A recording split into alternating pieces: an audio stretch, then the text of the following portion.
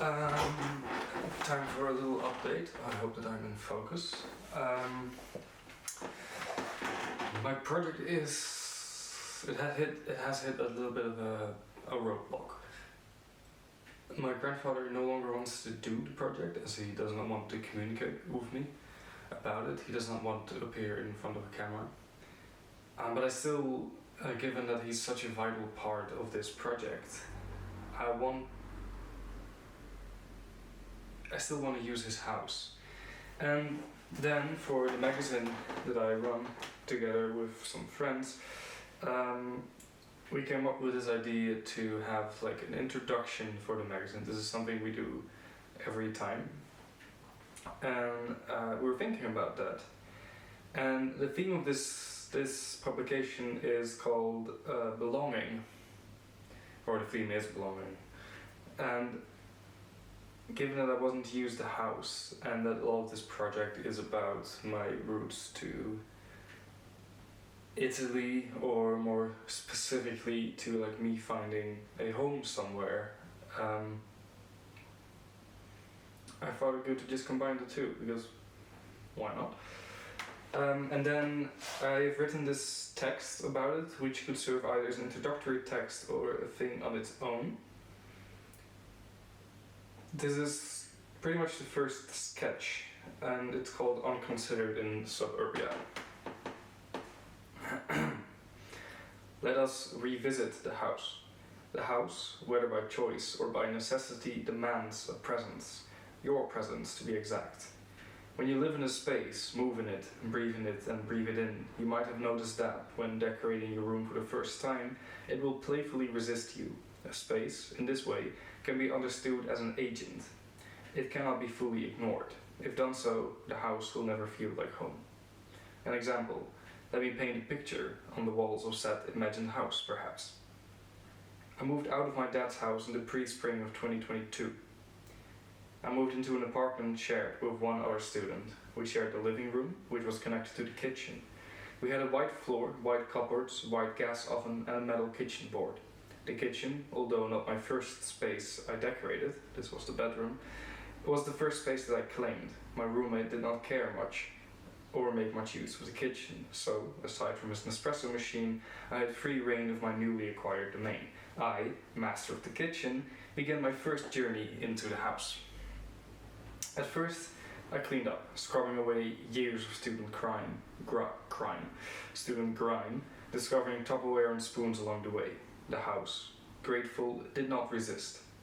I introduced a new set of kitchen knives. To the space, along with 4 cups, 2 plates, and 3 pans belonging to my great-grandmother. It was clear to me that the house had not been treated kindly, and it was clear to the house that I, having never lived on my own before, although my journey to find a home goes back much further than leaving my parental cocoon, was in need of company. We understood each other. The first time the house acted out was that summer. I had not been home for a while, and perhaps out of some unknowable need for company, the house had decided to lash out. Perhaps houses are like children in this regard. Although violence occurring as an effect of feeling extends well beyond the agency of living spaces. The house had thrown my plates on the ground, shattering them. I replaced these with 4 new ones, doubling the plates, and with more plates came more people. Perhaps you can only imagine what is possible after you've opened the door to these possibilities in the first place. The house, being built by us, designed for us, is not often a space we regard with much attention towards its well-being. We regard the house only in regard to our own well-being. Is this space comfortable? Has the villa been built to a perfectly comfortable design? In Derek Jarman's Through the Billboard Promised Land Without Ever Stopping, a young king leaves his villa, built to a perfectly comfortable design, might I add, to journey through the titular Promised Land. In his journey, the young king crosses vast deserts, ice fields, and monoliths to many different American dreams, meeting gods and poets alike. Jarman's poetic and surreal journey asks us not where the king belongs, as the king seems to belong everywhere, being welcomed by all. In fact, the king seems somewhat bored of his villa with its perfectly comfortable design, and does not ask or pry much of or into the lives of those he meets along the way. It could be said that the king carries this perfectly comfortable design within him. Although blind, the king is not disabled much from this. When, nearing the end of the story, the king becomes the Amethyst King and gets his sight, nothing changes. In fact, nothing changes anywhere in this story. Movie Town, a monolith to opulence in Hollywood, the golden age of American excellence, is an unchanging place where everything is the same every day. It is perhaps difficult not to fit in, not to belong, if one only knows one place. If the world would never change, then one could never ask, do I belong here? As belonging as a concept can only exist when there is the choice. Belonging implies unbelonging.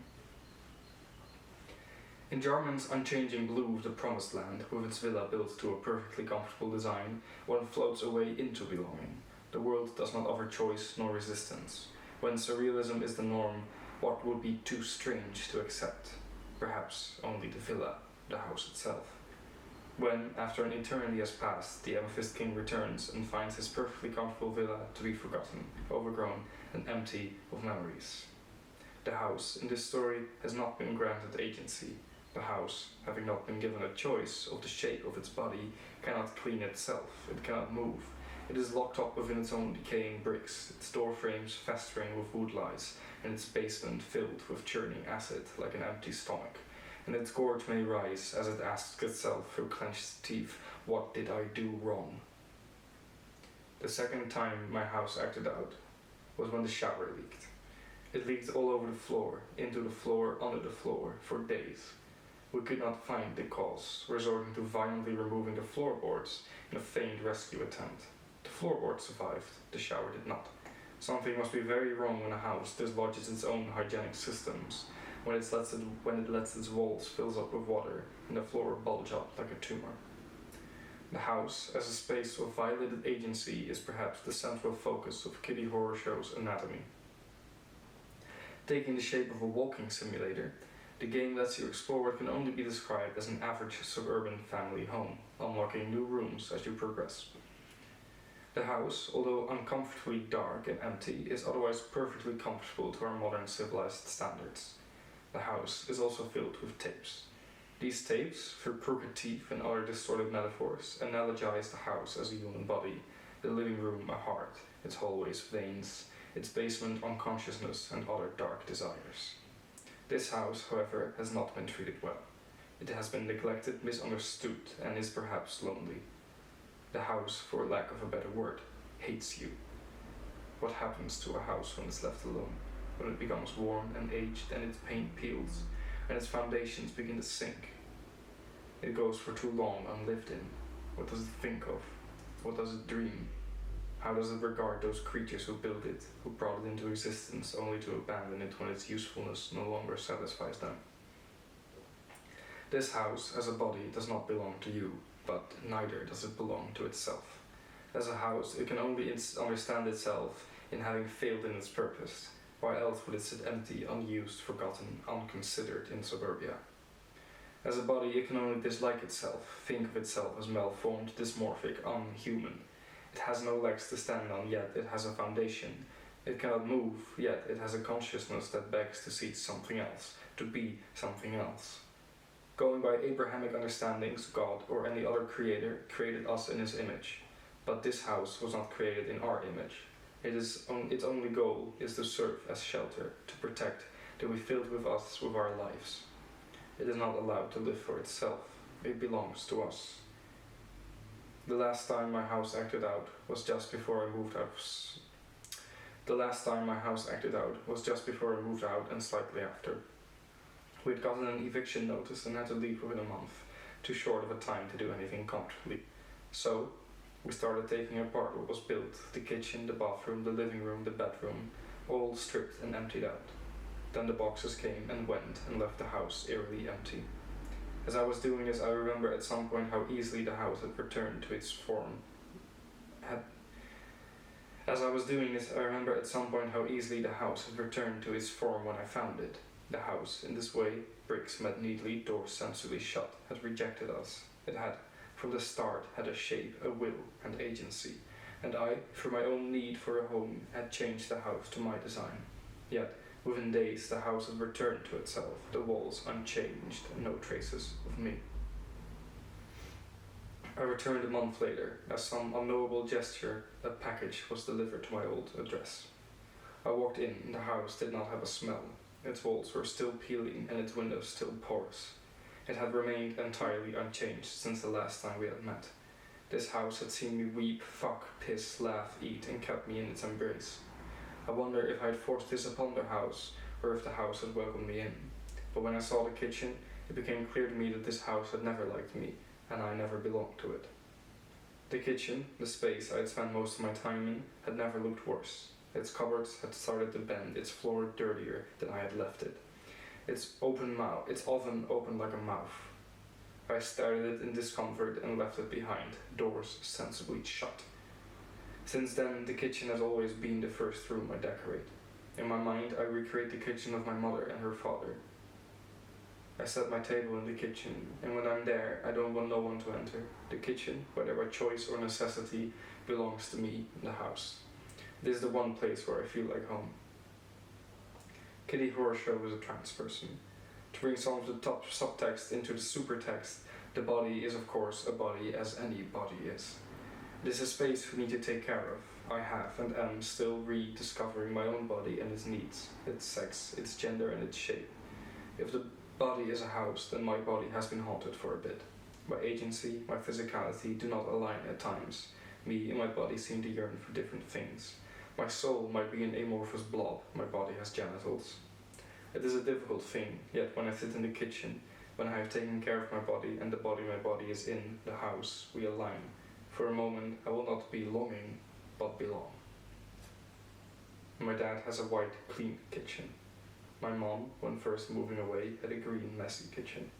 My mom, when moving away a second time, had a small, messy kitchen where everything could be seen. My mom, now having moved away a fifth time, has a white, clean kitchen where everything is neatly out of sight. My grandfather has a messy, everything inside and reach kitchen. I have a white, neat yet messy kitchen with everything in sight and everything in reach, to a perfectly comfortable design.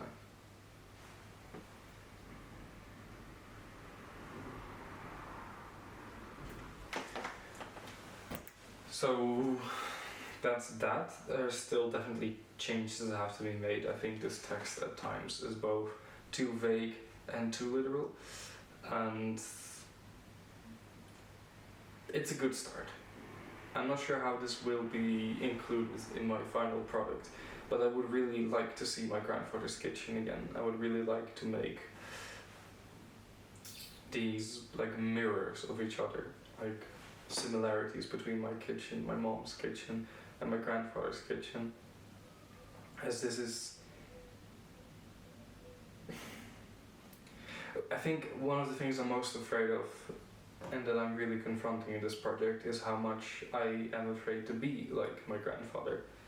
How much I sometimes recognize myself in him, and how much that is uncomfortable for me, given that he is a very violent man. And yet, it is my family, it is a person that I have, like, not that often, but seen throughout my entire life, witnessed throughout my entire life, and most of all, I have seen his effects. I have seen the effect of his violence on my mother, and I have seen the effect that my mother has had on me. And so, like, his long-reaching arm, in a way, still clawed its way into my life. And when I see that, and when I see how I recognize myself in him, and how he polishes his shoes, how he makes his coffee, it is somewhat unnerving.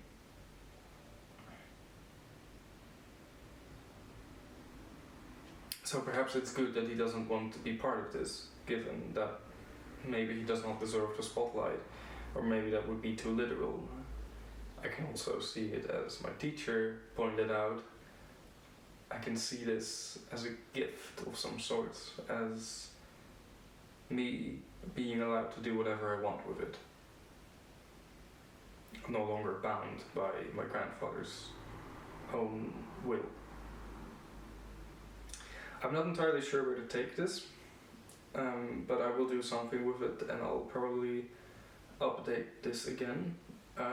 This is the second video I do of this. It's lacking a lot of context, it's lacking a lot of things, but it's interesting to do, and I guess that I'm a YouTuber now, so that's fun. And I'll see you all again.